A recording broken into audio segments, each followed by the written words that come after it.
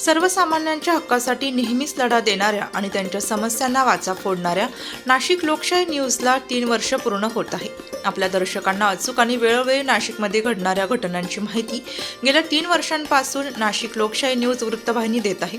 नाशिकमधील नागरिकांना विश्वासनीय आणि निपक्षपातीपणे बातम्या देण्याचं कार्य लोकशाही वृत्तवाहिनीच्या माध्यमातून होत असून यशस्वीपणे 3ऱ्या वर्षात पदार्पण करणाऱ्या या वृत्तवाहिनीच्या वर्धापन दिनानिमित्त दिंडोरी तालुक्यातील वळखेड येथील कृष्णा ट्रेडिंग कंपनीचे संचालक अलकेश सबद्रा यांनी शुभेच्छा दिल्या आहेत।